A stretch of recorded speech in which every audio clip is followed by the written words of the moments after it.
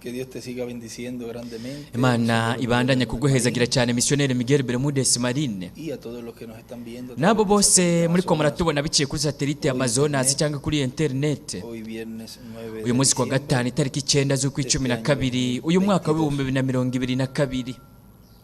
Un saludo también al Ndaramukije kandi Revera Christian Jensen que está cumpliendo años. afise isabukuru y'amavuko uyu munsi. Nabo bose bafite isabukuru y'amavuka nabo nyene uyu munsi no muri uku kwezi kose Imana ibahezagira ibaha umugisha cyane. Para esta ocasión tenemos el Muri uyu mwanya dufise ikigwa citwa misterio ibanga ryo guhindurwa hamwe no kuzamurwa kw'abatoranijwe b'Imana. Yakoresheje icyanditswe cyo mu Bifilipi ikigabane cya 3. Abifilipi ikigabane cya 3 mw'ijuru niho twiteze umukiza ko azova, niwe mwami Yesu Kristo. Azohindura imibiri y'ubufafara bwacu ishushanywa n'umubiri w'ubwiza bwiwe, kuko afise ubushobozi bumubashisha kwigandurira vyose. Aha yarashize ko icyanditswe cyo mu Vyahishuriwe na 11 umurongo wa 3 kugeza ku 7. Ivyahishuriwe Yohana 7 umurongo wa 2. Ivyahishuriwe na 10 umurongo wa 1 kugeza kwa 11. N'ivyahishuriwe na 19 umurongo wa 11 kugeza kwa 21. Kandi byongeye mu ntango y'iki cyanditswe yaranditse ko Zaburi 17 ngomba nsome iyo Zaburi k'uyu murongo wa 15. Zaburi kigabane cya 17 mu mazaburi. Zaburi ya 17 umurongo wa 15. Jeho nzoraba mu nyonga hawe ngororoka, nikanguye nzonyogwa n'ishusho yawe. No kuvuga ya shusho y'umubiri uhawe ubwiza, kameremere k'umubiri uhawe ubwiza. Murashobora gufata ibyicaro byanyu ndabinginze. Mu butumwa bwitwa ngo umugoroba ugeze hazobaho umuco, bwavuzwe 23 z'ukwa gatanu mu 2009 muri Cali Colombia. Mwenda William Soto aravuga ati irebanga ryo kuza kwa mbere kwa Kristo ryahishuriwe hariya rihishurwa na Petero ku munsi wa Pentekote, kandi amamiliyoni bagumye baza bariko barinjira mu mubiri w'ibanga wa Kristo, baronka agakiza n'ubugingo budashira, bariko bararonka ubucunguzi. Ariko ubu naho harasigaye ugucungurwa k'umubiri. Twaramaze kuronka ugucungurwa ko mu buryo bw'impwemu, kandi twararonse umubiri w'abamarayika, umubiri wa Teofaniya. Ariko harasigaye ko turonka umubiri ufatika uhawe ubwiza, umubiri ufatika uhoraho.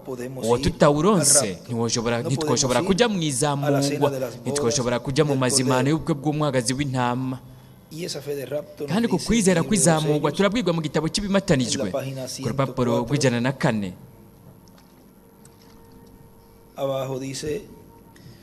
Hepfo haravuga hati ku iherezo ry'igihe cya Pentekote nk'uko biri mu ijambo ry'Imana, kandi Imana imfashe muri iri joro kugira ngo ndabibereke. Dutegerezwa kwakira intumwa izofata ibintu byose bo basigaje batabiheraheje, kandi iyo ntumwa izohishura ibanga ryose ry'Imana kugira ngo itegure umugeni ku bw'izamurwa. Hanyuma haca haza imituragaro ndwi y'ibinyegezwa no kwandikwa itananditswe nivyo. Kandi ndizeye ko biciye mu mituragaro ndwi ko mu minsi y'iherezo hazohishurwa ibikenewe kugira ngo bitegure umugeni, kugira ngo aronke ukwizera kw'izamurwa. Ndetse yandika ko ngo imituragaro ndwi iratanga ukwizera kw'izamurwa, kuko hamwe n'ibyo dufise ubu ntitwoshobora kuduzwa. Hari ikintu gitegerezwa kubanza kuza kugira ngo kidutegure, kuko uko tumeze ubu kumbure bigoranye tworonka ukwizera ko gukira ingwara. Dutegerezwa kubanza kuronka ukwizera gukwiye guhagije kugira ngo dushobore guhindurwa mu kanya gato yadukugwe kuri iyi si. Rero hanyuma Imana ibishatse tuzobona aho ibi vyanditswe, kandi ngaha yarahanditse ngo ukwizera ko kunyakugwa. Aha ni ku rupapuro rw'105 no mu gitabo cy'imirongo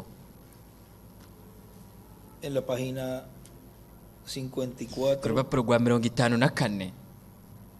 párrafo 465, agace k'amajana ane na mirongo itandatu na gatanu dice, aravuga ati Enoc, enoki quien creyó en Dios uwizeye imana tanto hasta el punto cyane que kugeza cuando él dio un paseo aho por la igihe tarde con él, yazunguruka ku mugoroba ariko ajyana nayo yari yarambiwe y se kuba ari fue a ku isi casa con él. yaciye ajyana nayo Puede ser imuhira que yo no tengo esa clase yoshoboka de ko fe, jewe ntafise urwo rugero rwo kwizera aca yandikaho ngo kwizera pero yo nunca kwizamugwa me pararé ariko jewe en la namba vía de otro sinzo que tenga guhagarara esa mu nzira clase de fe. y'uwundi afise urwo rugero Escribe rw'uko Federal. kwizera aca yandikaho ngo kwizera kwizamugwa Yo estaré agradecido Jewe, con Dios por otro que pueda nzoshimira dar un imana paseo kubwo por la wundi tarde azoza y no tener agendagende que ku morir mugoroba e ir derecho hacia ntategerezwe arriba con gupfa él. ahubwo agende Yo rimwe na quisiera rimwe ajyane tener nayo esa mu fe. ijuru no Escribe kwifuza ko nuevamente noronsa el uko libro Federal. kwizera kandi hejuru yaranditse ko ngo kwizera Espero kwizamugwa tenerla al fin del camino ndizeye o ko antes nzokuronka ku iherezo de ese tiempo, si yo ry'inzira puedo. cyangwa imbere y'icyo Yo le gihe hamwe escribiré ndabishoboye Federal. arongera akandikaho ngo kwizera kwizamugwa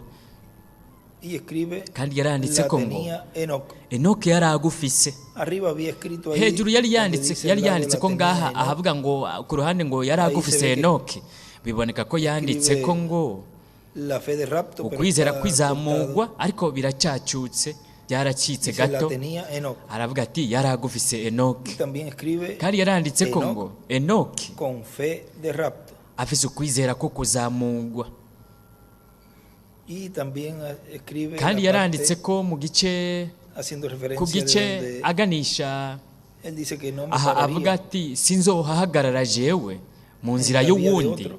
Y escribe no me yaranditse ko ngo pararía frente a sinzohagarara imbere ya utuburungu dutatu y mire las escrituras que rero coloca nimurabe aquí, ivyanditswe cyashira ngaha lo cual ya sabemos cuáles son. hari ivyo kugeza ubu O sea, tuzi ivyo ari ahora, vyo al decirlas van a saber aha rero abivuze muraheza mukamenya uwo wundi avugwa que el hermano Branham allí uwo mwene está data diciendo Branamu yariko aravuga ngaha que no se pararía, o sea, no avuga yuko ocuparía atari kuzohagarara mu esa nzira yiwe posición aho ni ukuvuga ko atari kuzoja mu ico kibanza ese. cy'uwo Miren, nimurabe arandika ko ivyahishura Yohana ikigabane cya 11 umurongo wa mbere kugeza ku wa 14 Apocalipsis 7, ivyahishura Yohana 11, indwi los dos olivos. 11 aho ni ibiti vy'imyelayo bibiri Apocalipsis 7, ivyahishura del 1 al Yohana 17, indwi umurongo wa mbere kugeza kuri el ángel 17 marayika afite ikidomesho Para sellar a los 144. kugira ngo ashire ikimenyetso ku bihumbi 144 Apocalipsis 10, ivyahishura Yohana del 1 al 10 umurongo wa mbere kugeza ku wa 11 El ángel con el libro en la mano. umumarayika afise agatabo mu kuboko Apocalipsis 5, ivyahishura Yohana 5 Apocalipsis 8, ivyahishura Yohana 8 Apocalipsis 6, ivyahishura del 1 Yohana al 16. 6 umurongo wa mbere kugeza ku wa 16 Apocalipsis 6, ivyahishura Yohana 6 el ni sexto sello. ikimatanijwe cya 6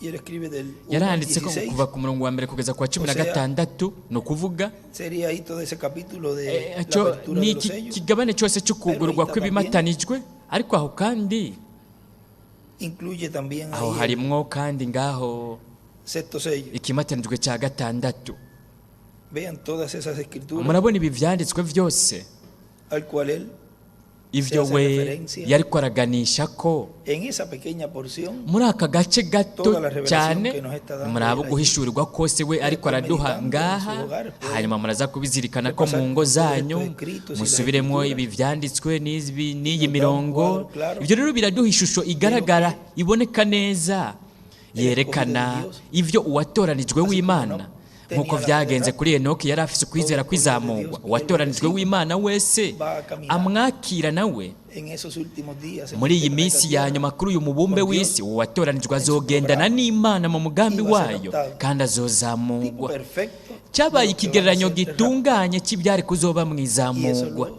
van a recibir kandi ivyo aquellos que estarán bizokwakirwa escuchando n'abo bazoba bariko aquel que barumviriza impartiendo uwo la fe de rapto. ariko aratanga ukwizera ko Y ahí están las kuzamurwa escrituras. n'ivyo vyanditswe rero biraha Sigue diciendo, arabandanya avuga dice nuestro hermano William, mwene data William aravuga sigue diciendo en este mensaje arabandanya de avuga la mu tarde butumwa habrá luz. buvuga ngo umugoroba para ugeze hazoba obtenerlo, umuco aravuga ati kugira ngo tubironke dutegerezwa kuronka ukwizera kwizamurwa, ni ukuvuga ukwizera kugira ngo duhindurwe tuzamurwe, ariko kwizera gukomoka ku kuza k'umwami aje nk'intare mu muryango wa Yuda, nk'umwami w'abami n'uganza baganza mu gikorwa cyo kwisubiza ibyiwe, bikomoka ku kimatanijwe cy'indwi, ariko kuza k'umwami ikimatanijwe cy'indwi ngaho kimwe mu ibyo vyanditswe ni vyahishuriye Yohana 8 mwakibonyemo, ni ikimatanijwe gitegerezwa kugurugwa kandi kikabonekana kizananye kiri kumwe no kuza k'umwami. Mu butumwa bwiswe ngo mbega uyu Melikisedeki ninde?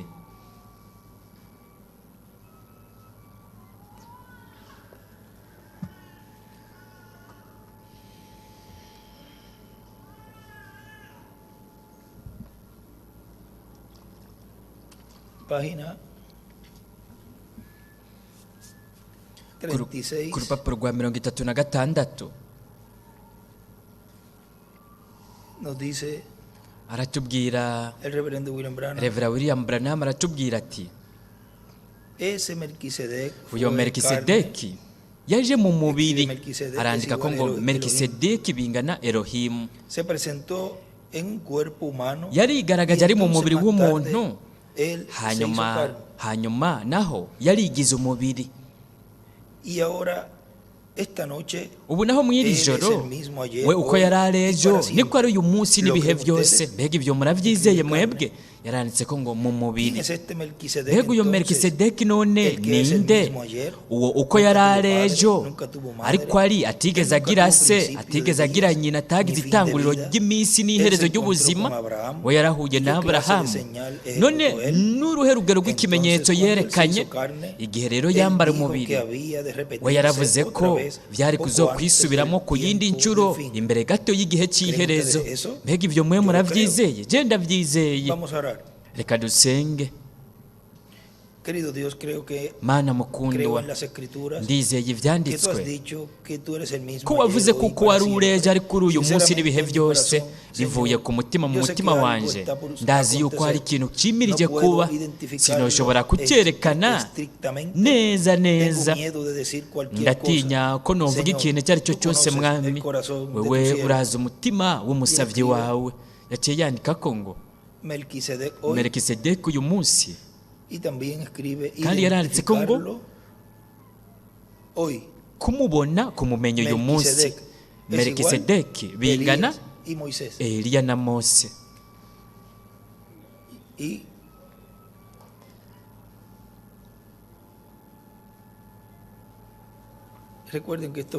Kandi mwibuke ko bwavuzwe 21 z'ukwa kabiri mu 1965, aho we yari yamaze kumenya, kuko yari yamaze kubibona biriko birihishura kugeza aho yagarukirije. Ni ukuvuga ko yari yashoboye kubona no kwitegereza ibyo ari byo, ariko yarabujijwe kubivuga, kubimenyekanisha mu icyo gihe. Nticyari bwagera igihe cyo kubivuga. We yaramubwiye ati Yohana ntuvyandike kuko vyobatsitaza, bireke birengane. We ntiyari gushobora kuvuga ibintu kanaka mu uwo mwanya kuko byari kuzana igitsitaza ku ishengero muri icyo gihe. Nta nubwo wari bwawe umugwi wari kujya mu izamurwa, wategerezwa kuba umugwi wo mu gihe cy'ibuye rikomeza ifuruka.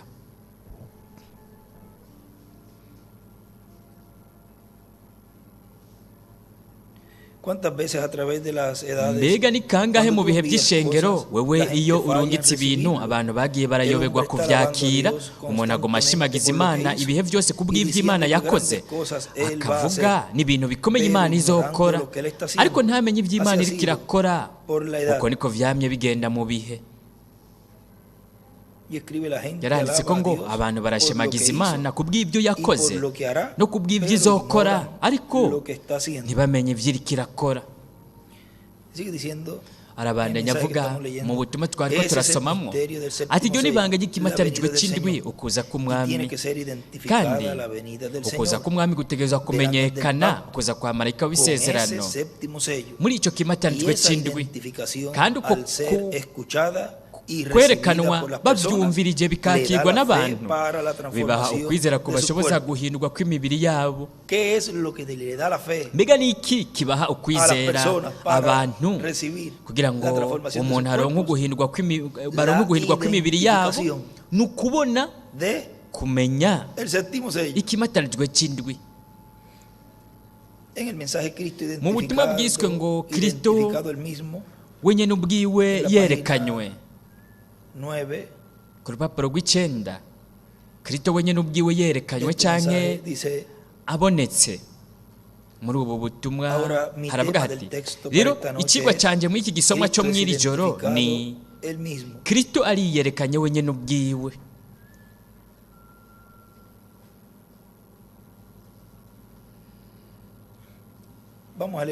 Reka dusome imbere y'aha gatoya kugira ngo dusome aka gace ngaha.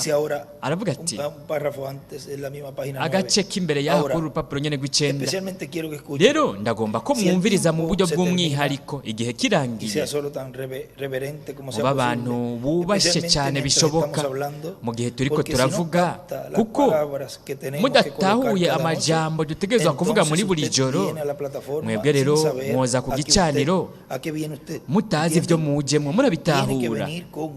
Umuntu ategerezwa kuza afise ugusobanukirwa, kandi uko niko Kristo ashaka ko twebwe tuza tumeze.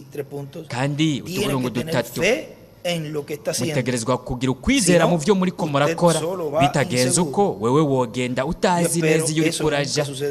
Ndizeye ko ivyo namba bitazokwigira biba, ntibishobora kuba. Murabona, ntiwoshobora kuronka ukwizera wewe uri kuraza nk'uko wewe utegerezwa gukora ibyo uri kurakora, ukabikora mu buryo bwimbitse kandi ukamenya ko ivyo bizoba.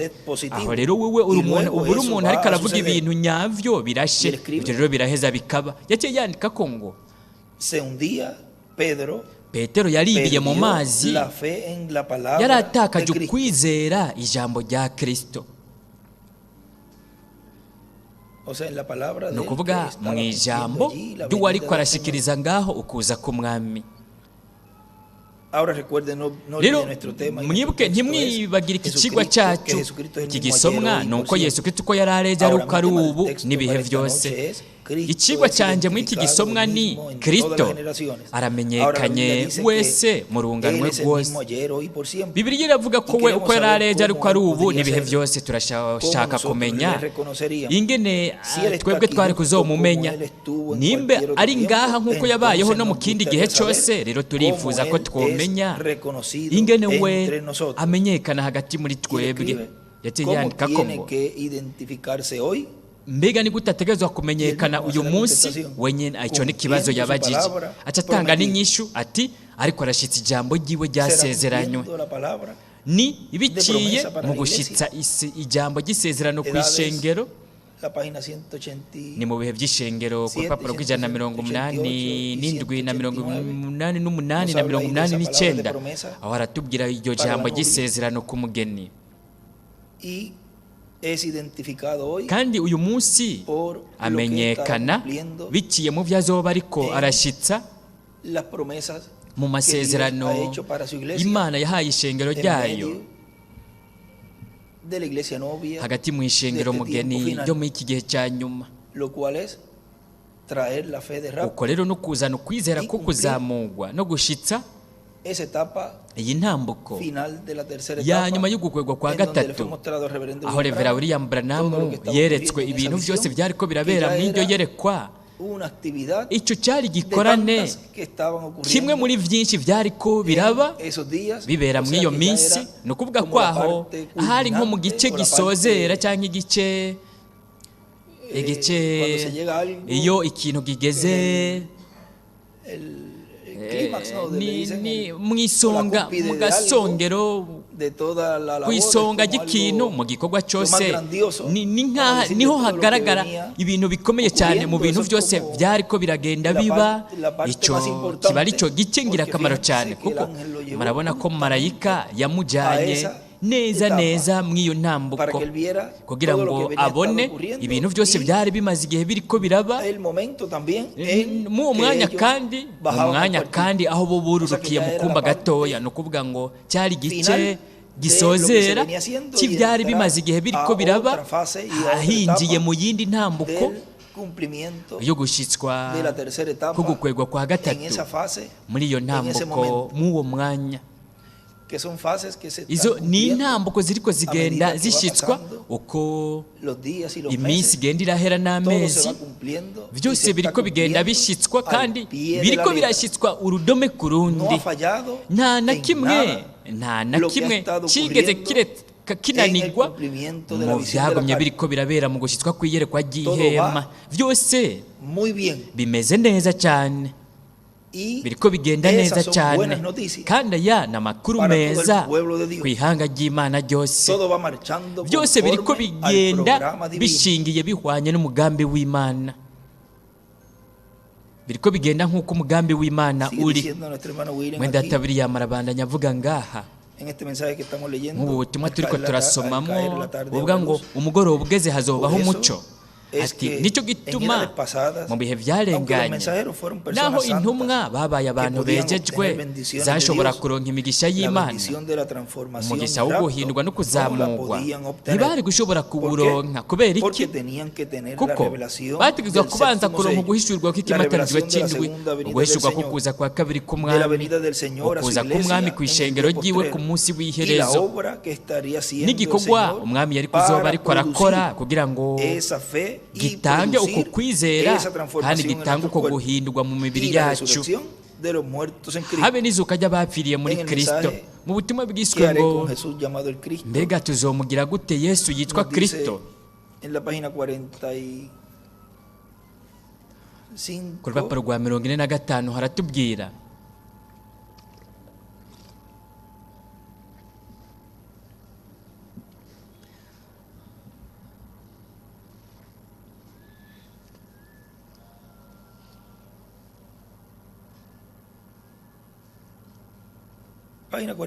urupapuro rwa 44 hepfo haravuga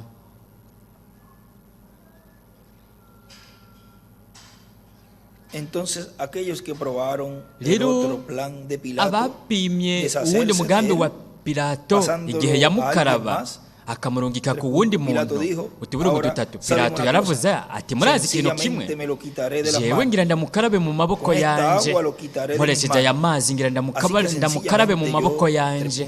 Rero jewe utuburugu dutatu reka ndamukorera ikintu kanaka, mbega ndamugire gute? Reka ndamurungike mu biro by'abakuru ku archbishop. Ivyo nivyo bo bagerageza gukora n'uyu munsi, bo bamurungitse kwa Kaisari, ariko ivyo ntivyamukuye mu maboko ya Pilato cyangwa mu maboko y'uwundi muntu wari we wese. Yakoze iki? Yamugarutse ko, yasimvye amugaruka ko, arongera akagaruka ku muntu. Wewe wovuga uti ni vyiza, jewe nobikora, jewe nomwemera idini ryanje rimwemeye. Idini ryawe riri mu ihuriro rikuru ry'amadini ryavumwe. Arandika ko ngo amadini yaravumwe, yaraciriwe ku rubanza. Mbega ni gute bo bomwakira? Ariko arabagaruka ko nubwo biri uko si iby'idini ryawe rivuga, ahubwo nicyo wewe nyene uvuga. Bo baramwanse. Mbega none nawe uwo uzomugira gute? Icyo nicyo gikwirikira. Ibyo ntibimukura mu maboko yawe. Wowe mu by'ukuri mu mwuzuro yashingiwe intahe, ariko arerekanwa mu mwuzuro ijambo ry'iyi saha, isezerano ry'iyi saha. Arandika ko ngo Eliya na Mose na Eliya, atari isezerano ryo mu isaha ya Luteri, iryo ryabaye isezerano rya hariya, rirera ryabaye ijambo ryo mu gihe cyo gutunganya ibintu, nk'uko mwese mubizi, mwebwe abumvise ibimatanijwe indwi.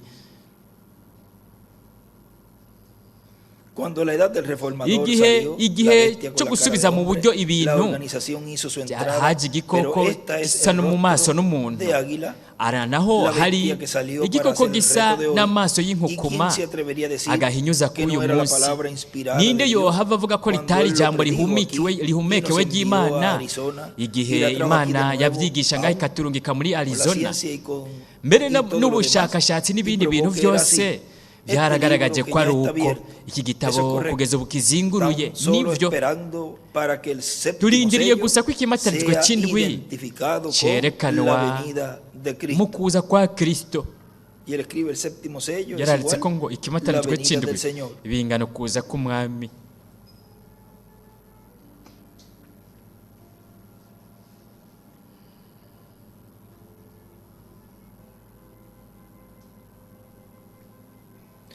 Bien, él está en sus Ni manos. byiza, we ari mu maboko Usted tiene yanyu, que hacer algo con él. wowe utegerezwa kugira ikintu No se lo mukozeko. quite. Sí, señor. Ntumukarabe En mu esta maboko categoría yawe, me gustaría oya decir, mugenzi. pasándolo a alguien más. Ndifuza kuvuga Si mi nti denominación lo aceptara, ntumurungike ku wundi ngo uvuge uti Hermano idini Branham, ryanjye yo lo rimwemeye, aceptaría. mwene data Branham nanjye noheza y escribe, dicen nkamwemera. algunos, ake yandika ko ngo bamwe si mi baravuga bati denominación lo utuburungu aceptara, tubiri, yo lo aceptaría. idini ryanjye rimwemeye nanjye noheza nkamwemera. Pero vea, mi madre Ariko murabona pertenecía a esta iglesia. umuntu akavuga ati mama Ella wanjye vivió en yari su uwo edad. mw'iri shengero, we yabayeho mu gihe Eso no es ciwe, usted.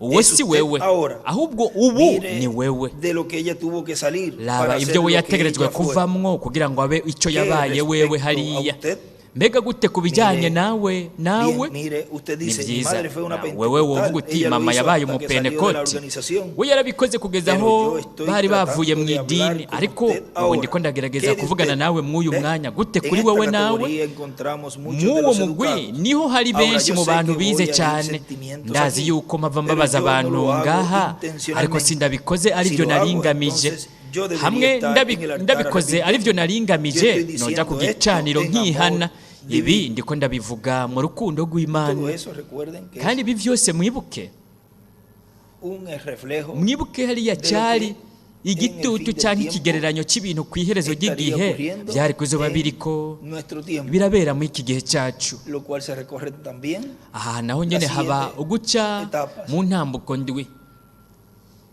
qué hará usted, Mbega wowe uzokora iki? porque todo es Kuko individual. vyose ni ibintu biraba umuntu umwe wese ku giti Ute con ciwe, hagati ya wewe n'Imana. Sigue diciendo aquí, Arabandanya avuga ngaha, cuando Cristo se levante del trono del Kristo Padre, niyahaguruka ku ntebe ya ahí data, ya él estará aho como we el león de la azoba ari tribu de nk'intare yo Judá. mu muryango wa Y en Yuda. su manifestación final Kandi mu es kugaragara donde kwiwe él kwa cambia nyuma de niho we cordero a ahinduka león. akareka kuba umwagazi w'intama akaba Ahí es intare. donde él cambia. Aho niho we Hace el ahinduka cambio. akora Y hace el impinduka, cambio de la luz de la kandi dispensación arahindura de la gracia umucyo a w'ikiringo la luz cy'ubuntu de la ukaba dispensación umucyo del reino. w'ikiringo cy'ubwami. Recuerden que los Mwibuke mensajeros ko son llamados, intumwa ziswe Estrellas. inyenyeri, pero en el fin del tiempo ariko ku iherezo es ry'igihe el pleno sol. n'izuba mu Porque es mwuzuro, su kuko venida. ni ukuza kwiwe.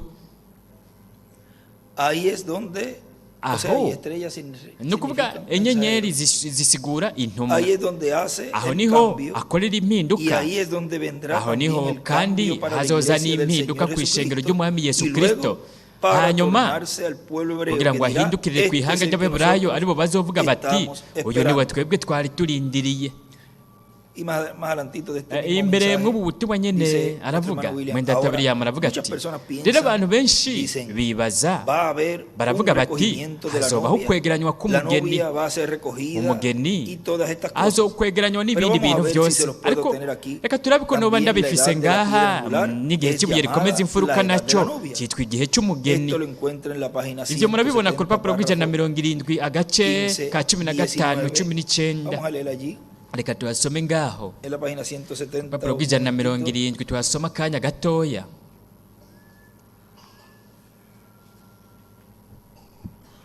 El párrafo Agace 15, ka 19. 15 19 donde nos dice, no vivimos ahatubwira ngo en una edad pentecostal, ntitubaye mu gihe vivimos cy'abapentekote, en otra edad. tubaye mu Ven, kindi no gihe. vivimos Murabona, en una edad metodista, ntitubaye mu gihe vivimos en cy'abametodiste, otra edad. tubaye mu kindi Vivimos gihe, aquí arriba, tubaye en ngaha la edad de la hejuru novia. mu gihe El cy'umugeni, llamar fuera de la iglesia aho ishengero invocándola risohogwa para el rapto. rikegeranywa kubwo kuzamurwa. Y él escribe, no vivimos Yaranditse ko en ngo una edad ntitubaye mu pentecostal. gihe cy'abapentekoti, Y dibuja allí una atahacapura piedra ngaha angular ibuye rikomeza imfuruka, donde dice aho otra yandika edad, ahí sale una flecha hacia aha la piedra angular. mu kindi gihe acagira akarongo karaba mu gihe cy'ibuye rikomeza imfuruka. Y en el mensaje, ¿por qué clamas?, No mu butumwa bwitwa ngo kubera iki uganya, habla kubera iki uvuga, kubera iki Nos dice la utakamba página uganya, 10. ahubwo uvuga ijambo. Ku rupapuro rw'10 y haratubwira, ahí 11 dice, 10:11 haravuga hati Como sabemos ahora, mbega ni como me gute preguntó un nk'uko hombre tubizi hace ubu unos minutos nk'uko hariho acerca umuntu de la yambajije mu venida minota mikeya y ku del bijyanye rapto. no kuza n'izamurwa Sabemos que hemos vivido turazi yuko turiko turaba mu icyo gihe el tiempo del rapto igihe está a la mano. cy'izamurwa kiregereje Estamos kirageze buscando una fe de rapto turiko turarondera que ukwizera junte kw'izamurwa a las iglesias kwegeranya y les dé gukoraniriza alguna hamwe fuerza amashengero sobrenatural kuko que yaha pueda cambiar ingufu estos z'indengakamere cuerpos en los zishobora cuales guhindura vivimos. iyi mibiri tubayemwo Vean que hay un murabona ko recogimiento hariho ukwegeranywa aún allí en esa mbere edad, no ngaho mw'icyo gihe en esa etapa. mw'iyo ntambuko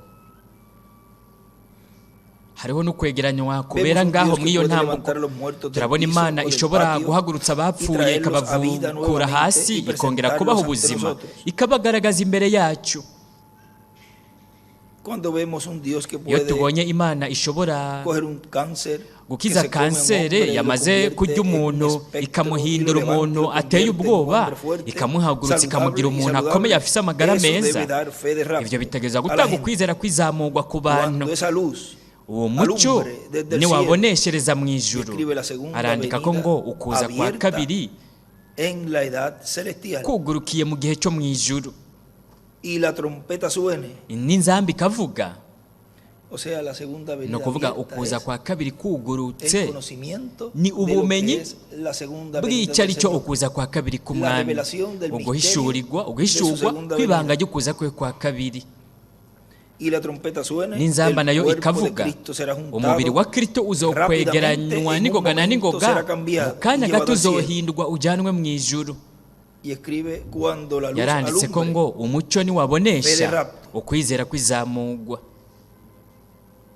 y dibuja una piedra angular. aracapura ibuye rikomeza edades. imfuruka n'ibihe by'ishengero Escribe Mateo akandika ko 24, matayo 21. 24:31 Y primera de Tesalonicenses n'abitesalonika ba mbere capítulo ikigabane cya 4, kane del 14 al 17, umurongo wa 14 kugeza kuri 17 n'abikorinto ba mbere 15 51 Si sucederá algo así y nuestras escuelas de teología hazoba nunca ikintu podrán nk'icyo producir kandi eso, amashuri a y'ibintu pesar bya de que teologiya y'ubu intelectualmente ivyo ntiboshobora están bien. kubimenya naho bameze neza mu bijyanye n'ivy'ubwenge Pero usted tiene que encontrar ariko la luz. mwebwe mutegerezwa kubona umucyo aca yandika ko ngo Usted tiene que inkingi y'umuriro encontrar mwebwe ese mutegerezwa kubona icyo kintu kanaka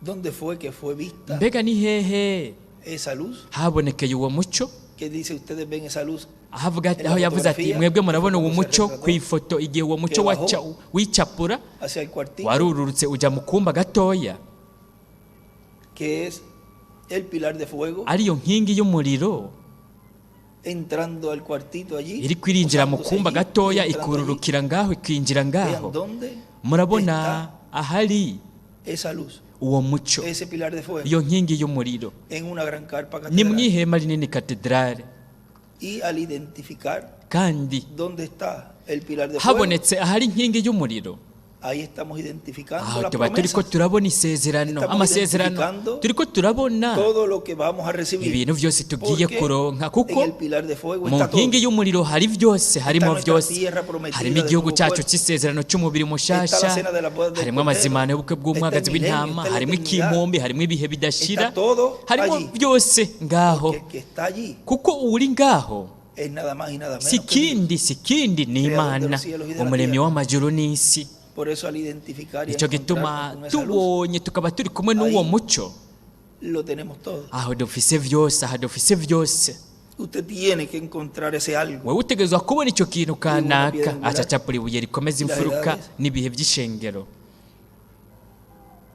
Y aquí Moisés basado kandi aha mose basando su ashingiye gran llamado en la palabra, umuhamagaro ukomeye fue wiwawe grande. ushingiye ku ijambo Hasta que kandi un wabaye día umuhamagaro encontró la ukomeye luz. kugeza aho umunsi Y umwe la yahuye mismísima n'umucyo palabra le kandi habló. rya jambo nyine ryaramuvugishije Entonces, porque Dios es palabra. kuko imana ni ijambo mismísima murabona palabra ijambo le habló. ubwaryo Por eso ryaramuvugishije de la llama kuko muri rwa Sasa rubeya saliendo. muri cya gisaka Donde cyariko Moisés, kiraka urubeya Moisés. igihe ryavuga riti mose mose entonces tomó su unción. rero yaciye afata Esa ugusigwa kwiwe unción que él tenía uko gusigwa esa yari afise en su interior. kwari imbere muri El we intelecto que la tenía, que la ubwenge we creía, yari la afise fe ukwizera kwari gushingiye mu kwizera umwana kwaramutandukanije na nyina wiwe. Rero we amaze kubomana no kugaragara k'uwo mucyo yaciye asigwa.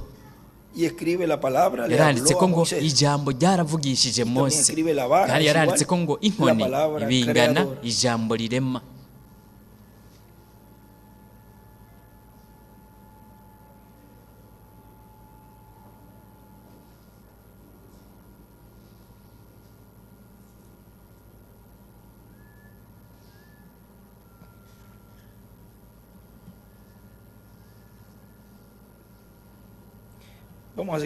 Reka tubandanye hepfo gatoya ngaha. Mbega no gusigwa ukuhe yarahejeje aratumwa. Rero turazi ko mu buryo bw'ubwenge we yari yumvise nyina wiwe.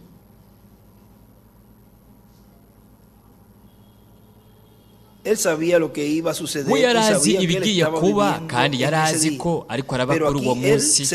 Ariko ngaha we yaramenye ko hari guhinduka. Rero ukwizera kwiwe kurashobora kuba kwaraguye gatoya, ariko amaze kuza kw'icyo gisaka, Imana yaramubwiye iti numvise ugutakamba kw'abantu banje, ndibutse isezerano nahaye sekuruza wabo ba Aburahamu, Isaka na Yakobo. Rero naje jewe nyene mw'iyo ntunguzi y'ukwivuga, naje kugira ngo ndabarokore. Imana imbabarire nimba ibyo vyumvikana umenga ibintu bitameze neza. Imana yaravuze iti sinshobora gukorera ku isi uretse gusa biciye mu muntu. Jewe ndi umuzabibu namwe muri amashami, kandi jewe nitangaza gusa iyo maze kuronka umuntu yace yandika ko ngo Mose, kandi wewe nagucaguye ndakurungitse kugira ngo umanuke ubasohore.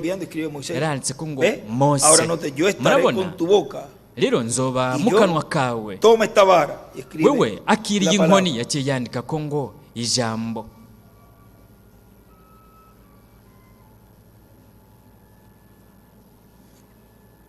Sigue diciendo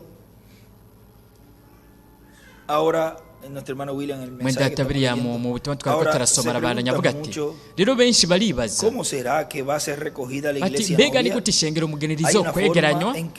Hariho uburyo uko ritegerezwa kwegeranywa rigategurwa kubwo guhindurwa kwayo, kandi ntibishobora kuba mu bundi buryo, bitegerezwa kuba muri bwa buryo bw'Imana Imana nyene bigenza. Kandi umugeni ategerezwa kuba yunze ubumwe, ategerezwa kuba ameze nk'uko bari bameze ku munsi wa Pentekoti, bahuje umutima n'inama.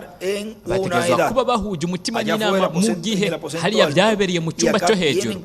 Ngaha naho bategerezwa kuba bari mu cyumba cyo hejuru cy'ishengero, aricyo gihe cy'ibuye rikomeza imfuruka, igice cyo hejuru cyane, kandi bategerezwa kuba bahuje umutima n'inama.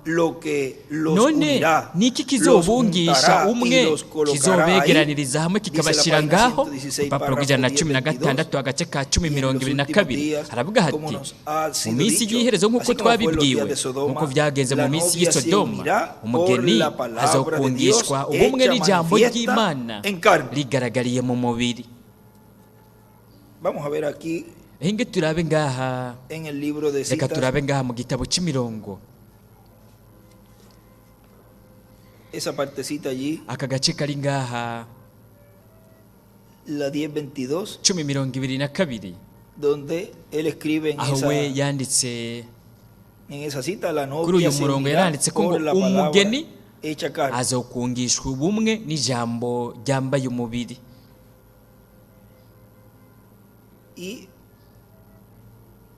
Kandi eso lo escribe abajo, pero ibyo yabyanditse hepfo, ariko ku gice avuga ngo umugeni azokungishwa ubumwe n'ijambo ry'Imana rigaragariye mu mubiri.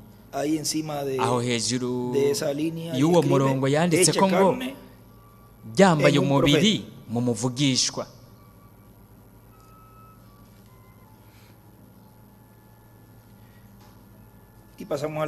Reka tujye no ku rupapuro rw'111, agace k'amajana 965. Aravuga ati kuko ijambo ry'Imana ni rizima, rifise ububasha, ririnjira kurusha inkota y'ubugi bubiri, rirashitse aho ritanya ubugingo n'impwemu n'imisokoro, rikagenzura ivyifuzo n'ivyiyumviro biri mu mutima. Nimuvyiyumvire ko uko niko ijambo ry'Imana rimeze, riragenzura ivyifuzo n'ivyiyumviro biri mu mutima. Ijambo ryambaye umubiri, haleluya. Ijambo rifadika n'iryanditswe byose bitunganye kugira ngo mwebwe bibazanire ukwizera gutunganye, kugira ngo habizamurwa ritunganye. Yaranditse ko ngo ijambo mu mubiri rizana ukwizera gutunganye, ukwizera kwizamurwa. Acacapura ko ingana mwashi n'ibihe by'ishengero ni inyenyeri ya Dawidi. Arabandanya avuga ati kizokungisha ubumwe ishengero rizoba rijambo rigaragariye mu mubiri, si icyo umuntu yokwiyumvira cyangwa uwundi yokwiyumvira, ahubwo ijambo ryambaye umubiri niryo rizokoranya ryungisha ubumwe ishengero.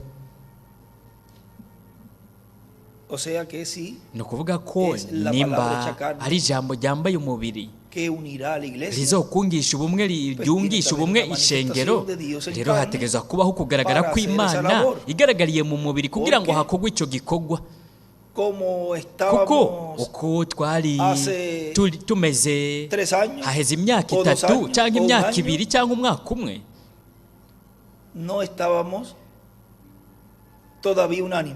ntitwari bwabe duhuje umutima n'inama, kandi nk'uko twari turi ejo hahise naho nyine ntitwari bube twunze umutima n'inama. nk'uko tumeze n'ubu ntituraba duhuje umutima n'inama, ariko turiko dutera tugenda kuhashika, ariko harakorwa icyo gikorwa.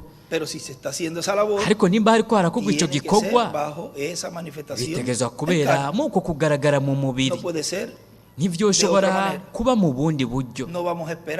Ntitworindira ko tuzoshika mw'uwo mwanya wizamurwa, kugira ngo rero uwo munsi nyene wizamurwa duheze duhuze umutima n'inama. Ivyo ntibigenda gutyo. Ni umwanya w'agahe nk'uko bagaciyemo ihanga ry'Abaheburayo mu bugaragwa. Gusubira mu Vyagezwe 8 kugira ngo ndakugerageze, ndagucishe bugufi, menye ibiri mu mutima wawe. Mu mwanya wose rero urafise intumbero ikomeye cyane mu nteguro y'Imana, mu mugambi w'Imana.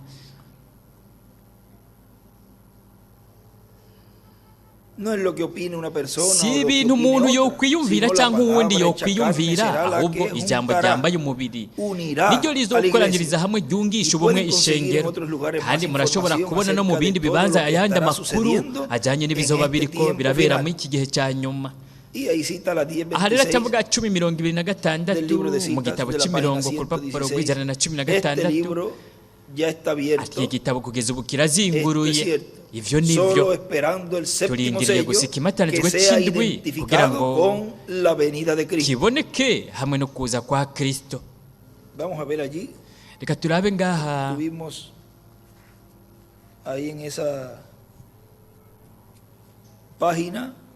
twarabonye kuri uru rupapuro.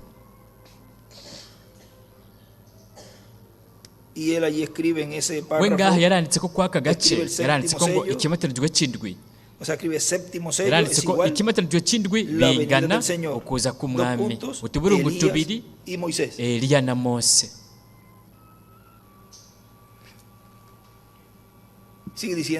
Arabandanya avuga ati ivyo nivyo vyavuzwe, kandi ishengero umugeni rihinduka ijambo uko rigenda rirakira ijambo, riraryakira iryo jambo rigahinduka umubiri mu mugeni. Ijambo ryambaye umubiri mu gihe cya gatanu cya Luteri, uko bariko barakira ubutumwa bw'Imana biciye muri Luteri, uko niko vyagiye biragenda uva mu gihe uja mu kindi. Uko niko ijambo rizokwambara umubiri ryo muri iki gihe cyacu, muri buri wizera Kristo ku munsi w'iherezo. Ku rupapuro rwa 80 mu gitabo cy'imirongo, agace k'amajana 683 aravuga, ndibuka we yarururutse ngaho mu muco munini ahagaze iruhande y'uruzi mu 33 kwa gatandatu aravuga ati nk'uko Yohana umubatizi yarungitswe imbere agategurira inzira kuza kwa mbere kwa Kristo, nawe ndakurungikanya ubutumwa mu isi kugira ngo butegurire inzira kuza kwa kabiri kwa Kristo. Kandi mu isi yose haragiyeyo umucyo w'ikanguro, byarubatswe mu myaka 15 nko ku musozi uwo ari wo wose, ugukira indwara mu isi yose n'ububasha no kugarurwa kw'ingabire.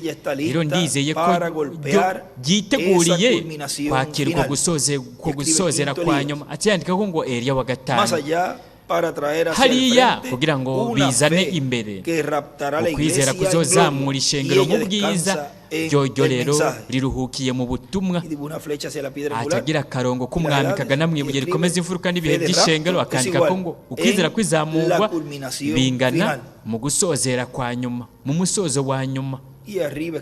No hejuru yaranditse ko ngo ugusozera kwa nyuma.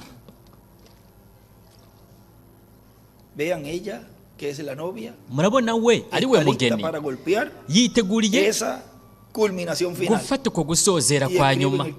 Aca yandika ko ngo muri Eliya wa gatanu.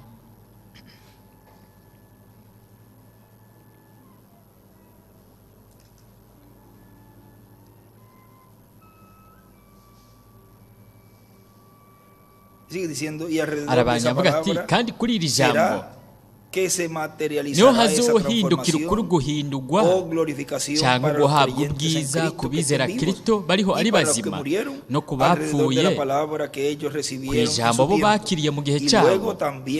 Hanyuma kandi bo bazaba bariko barabona bari mu buringane bwa gatandatu, babona ibintu byose bizoba biriko birabera mu mubiri w'ibanga wa Kristo. No ku rupapuro rwa 6A agace ka 63 aravuga ati ndizeye yuko ariko haragera igihe aho utuburugu dutatu. Pawulo yaravuze ati ahari ubuvugishwa buzokugwaho, ahari ukuvuga indimi ibyo bizokugwaho. Ndizeye yuko igihe kiriko kiragera ahabera bazokoranira hamwe, gutyo rero impwemu y'urukundo izokururukira ku nyubakwa. Umuntu wese azoba ari ngaho, ibibi byose bizokugwa muri bo. Murabona ibyo bijyanye na hamwe yavuga ati mpa ishengero ritunganye.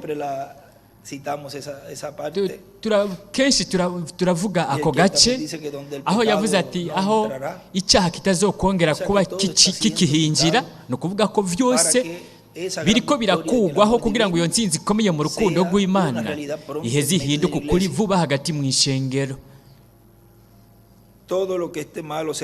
Ibibi byose bizokugwa muri bo, kuzoba ari ukugaragara neza kwa mpwemu yera. Ndizeye yuko ingabire ari nziza cyane kandi turanazikeneye kandi turazubaha, ariko ndizeye yuko igihe kiriko kiragera aho bizoba ku rugero rwo hejuru cyane rurengeye ivyo. Ibi bintu byose bimaze gukugwaho, ibyo navyo ari urukundo bizohoraho ibihe byose. Akiyandika ko ngo urukundo rw'Imana nibuye rikomeza imfuruka. Aravuga ati ku rugero rwo hejuru cyane yaciye yandika ko aganisha mu ibuye rikomeza imfuruka, arandika ko ngo urukundo rw'Imana. Murabona n'urukundo rw'Imana. Twebwe gusa tuzoba duhagaze turiko turavuga ubutumwa cyangwa tuvuga nk'uku. Urukundo rero ruzofata icyicaro ku nyubakwa. Arandikaho ngo ukwizera kwizamurwa nihashika igitunganye bingana urukundo. Yaranditse ko hepfo ngo urukundo rw'Imana ingabire zizokugwaho, kandi iyo ni ya nsinzi ikomeye mu rukundo rw'Imana ariyo izohinduka ukuri mu gushyitswa kw'iyerekwa ry'ihema. Kandi murabona ko ngaho hari igihe yavyerekwa na marayika, aho hariho kuvugirwa ubutumwa, ukuvuga ubutumwa. Kandi ahari karatubwira ko ati igihe tuzoba duhagaze turiko turavuga ubutumwa cyangwa turiko turavuga, urukundo ruzofata icyicaro ku nyubakwa, kuko izoba insinzi ikomeye mu rukundo rw'Imana. Hariho aho yanditse hamwe tubironse aho yavuze ko la victoria será en el intsinzi cuartito, izobera el mu amor kumba divino. gatoya cyangwa urukundo Será rw'Imana la gran victoria ko izoba ari en el intsinzi cuartito, ikomeye algo así. mu kumba gatoya, ibintu nk'ivyo Si lo conseguimos, lo hamwe leemos, ya lo tubibonye habíamos twobisoma, leído, twaramaze kubisoma porque él lo escribe. kuko we yaravyanditse ko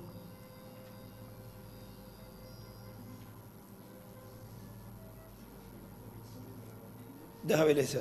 reka ndabe uwo murongo, Vamos a ver a la reka turabe 880. uw'amajana 880.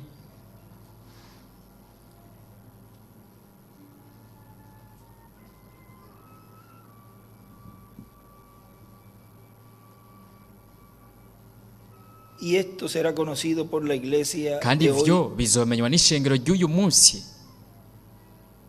y la iglesia venidera. kandi n'ishengero ryo muri Él escribe la kazoza. iglesia de Yaranditse hoy ko y ngo escribe ishengero y ry'uyu dibuja munsi las- acacabura la ko piedra de abajo, o sea, la parte de ibuye abajo ryo de las hepfo edades ni ukuvuga y la munsi mu bihe septimidad. by'ishengero n'igihe c'indwi, Y cuando dice y la iglesia venidera, ahavuga ngo dibuja una n'ishengero ryo piedra muri angular. kazoza acacabura ko ibuye rikomeza imfuruka.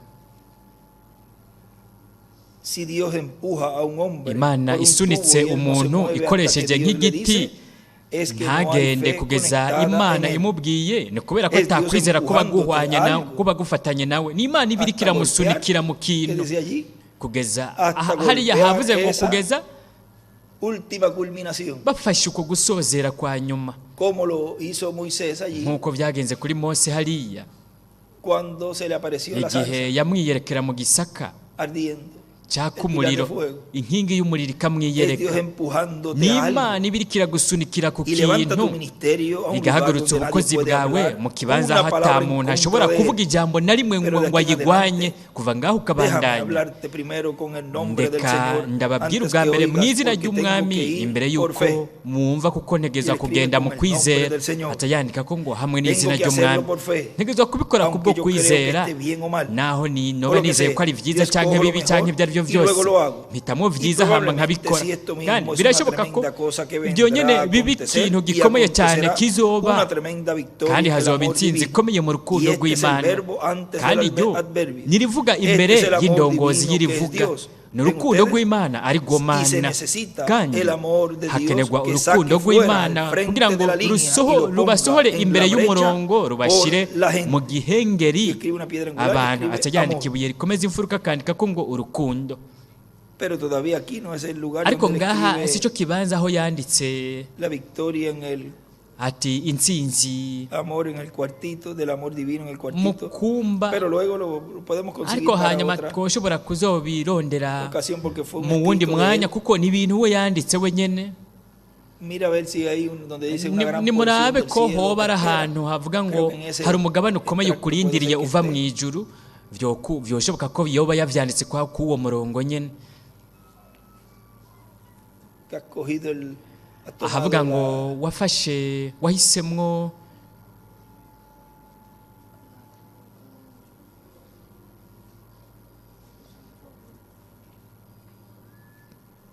vamos a ver la 4, reka 6, 4. turabe ku majana 464. Esta era. Hari aha nyene, Mira, dice, nimurabe porque aravuga tú has escogido la senda kuko angosta. wahisemwo inzira Esa ipfunganye, es la página ni ku rupapuro 54, rwa párrafo 54 agace 4, k'amajana 464, Porque tú has escogido la kuko senda angosta, wahisemwo la vía inzira madura. ifunganye, Tú has inzira igoye andado en tu cyane, propio escogimiento. wagendeye mu Ahora mire, guhitamwo kwawe. Rero ahora raba, este hombre, rero ahora cuiden cómo está mwiyubare escrito. ingene Ustedes ven que vyanditswe. está escrito Mwe en murabona una- ko vyanditswe unas palabras mu majambo extranjeras. atamenyerewe. Tú has escogido la Wewe decisión wahisemwo correcta y inzira precisa, y ibereye ella es nyayo, mía. kandi iyo niyo nzira yanje. Bendito Dios. Imana Ella es divina. ihabwa icyubahiro, Él dijo, yo niyo por nzira causa de esta yanje. decisión tan Yaravuze ati importante, kubw'iyo ngingo una ngirakamaro porción cyane enorme del hariho cielo umugabane te espera. ukomeye ukurindiriye Él uza nunca uvuye había mu oído ijuru. acerca de la visión. Ntiyari bwigere Ven, yumva ven ku ustedes, bijyanye n'iryo ustedes yerekwa. recuerdan la Murabona visión. mwe Una muribuka porción iryo enorme yerekwa, del cielo te espera. umugabane ukomeye cyane Qué uva mu ijuru decisión tan urakurorereye. gloriosa has hecho tú. Mbega inzira Ven, ingingo esto en sí y'ubwiza mismo, wafashe. ahora Ivyo aquí ubwavyo está. rero De ngaha aquí en ngibi ngaha, adelante yo no kuva ngaho entiendo. ukabandanya sindiko Esto en sí ndabitahura. mismo es eso. Nibyo Paréntesis nyene grandes alrededor de ello, utuzitizo lo cual dará tubikikuje, y hará venir a ivyo pasar la victoria bizotuma haba tremenda en el intsinzi amor divino. ikomeye mu rukundo Yo no sé rw'Imana. qué quiere decir eso. Sinzi ikibi bishaka Esto vendrá kuvuga. a suceder. Ivyo Tal bizoba vez kumbure en la carpa bizobera pequeña. mw'ihema ritoya, y escribe yaciye yandika ko 12 ngaha por 20. amatambwe 12 kuri 20. Y escribe una piedra angular. yaciye acapura ko ibuye rikomeza imfuruka, arandika ko ngo Tal vez en la urukundo. carpa pequeña. Kumbure bizobera mu Uno de ihema estos ritoya días, umunsi umwe, puesta allá atrás. O sea, colocado ari allí. hariya inyuma, ni ukuvuga ari Él lo ngaho hará notorio. azoheza Y bigaragaze. escribe carpa pequeña es yaranditse ko igual. ngo ihema ritoya amor divino. bingana urukundo rw'Imana. Pero vean, no, yo no me ariko recuerdo si lo murabona habíamos leído sinariko así. sinibuka ko twari twabisomye nk'uku nyene. Las medidas también. hariko n'izi ngero yaciye yandika ko Vean ibi bipimo cómo izi él ngero allí identifica ese nimurabe lugar ngaho ingene como we una carpa yaherekaniye pequeña. iki kibanza ko ari ihema ritoya, Ahí agahema abajo escribe gatoya. también la carpa Hepfo kandi pequeña, yaranditse la ko ngo tremenda victoria del amor agahema divino. gatoya, Ese intsinzi lo ikomeye yo mu rukundo rw'Imana. Ibyo Ya lo yabyanditse habíamos- hepfo. Pero todo eso, cada vez que lo buri gihe repasamos, uko tubisubiramwo es algo tan glorioso ni ikintu cy'ubwiza cyane.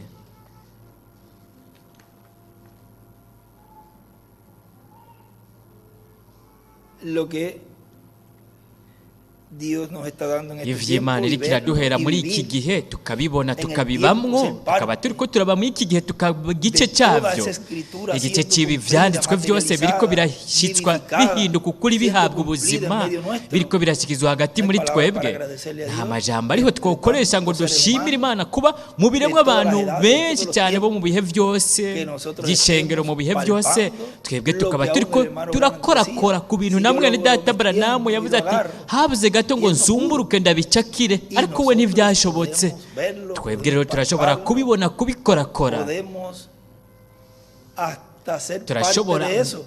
tukaba turi Y usted n'igice dirá, mbere "¿Pero cómo yo cyavyo." voy a ser parte de eso?" wewe wovuga uti Porque ni gute usted je noba igice es cyavyo, parte de esa gran kuko teofanía. wewe uri igice cya ya Por lo teofaniya tanto, nkuru. todo lo que Dios Nuko está rero haciendo ibintu allí, byose Imana iriko irakorera en ese ngaha momento en donde va a ocurrir mu la mwanya resurrección, aho azoba ahí izuka, nos vamos a fusionar. aho tuzoheza con tunywane ese dufatane pilar de fuego. n'iyo nkingi Por eso y'umuriro. Él nos decía, nicyo gituma yatubarira cuando esa apertura o esa ati persecución ka venga, gafyondo no te cyangwa ka asustes. gatotezo Hay nikaza una luz, ntuzugire ¿eh? ubwoba, hariho umuco. Todo murabona desemboca byose en Dios, en la luz, birangirira en la mu Shekinah, Mana, la mu columna de muco, fuego, muri Shekina, mu la nkingi cual vamos a y'umuriro. entrar, Iyo niyo tuzokwinjiramo, y Él nos raptará, rero yo nos llevará izotuzamura, de las izotujyana bodas mu del mazimano Cordero, y'ubukwe bw'umwagazi del misterio de la w'intama, transformación ibanga ryo y el guhindurwa arrebatamiento hamwe no kunyakugwa de los escogidos kw'abatoranijwe de Dios. O sea, b'Imana. de usted ni ukuvuga y de mí. mwebwe nanje, O sea que ni ukuvuga podemos con propiedad ko identificar dushobora kubyigarurira con tukiyerekana ko ari los ibyacu, escogidos de twebwe Dios. abatoranijwe Nos ponemos b'Imana. en pie, por favor. Reka duhaguruke Y así ndabinginze. dejamos en este tema el misterio rero de la twakire muri iki transformación kigwa y el ibanga ryo arrebatamiento guhindurwa no de los kuzamurwa escogidos kw'abatoranijwe de Dios. A b'Imana. nuestro apreciado Twakirwa hermano twishimira mwene y data amigo, inshuti el yacu doctor Dr. William William Soto Soto Santiago. Santiago.